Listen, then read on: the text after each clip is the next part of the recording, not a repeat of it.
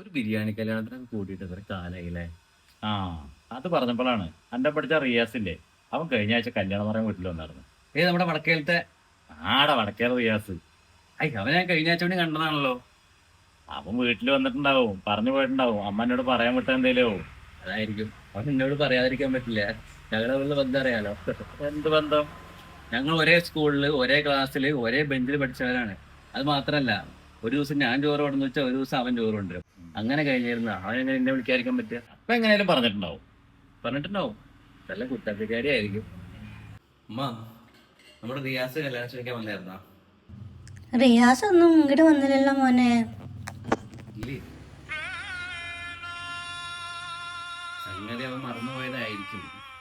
അവന്റെ വീടിന്റെ ഉമ്മറത്ത് കൂടെ ഒന്ന് പോയി നോക്കിയാലോ? വേണ്ടല്ലേ? വിളിക്കാത്ത കല്യാണത്തിന് ഞാൻ വരില്ല.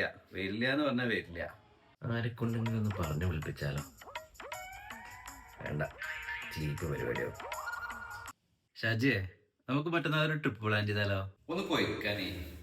മറ്റന്നാൾ റിയാസിന്റെ കല്യാണല്ലേ? വൃത്തികെട്ടവൻ ഇവനെയും വിളിച്ചിരുന്നു. ഇടയ്ക്ക് പേരിനടിച്ച വേഗം വായോ. ചുമ്മാ ഈ അടുത്ത കാലത്തൊന്നും എങ്ങാട്ട് ബിരിയാണി കഴിച്ചിട്ടില്ലേ? ബിരിയാണി എന്ന് പറഞ്ഞാലോ എന്താ ഇറച്ചി ഇങ്ങനെ ഇങ്ങനെ ഇങ്ങനെ സ്മൂത്താണ്. വേഗം വായി.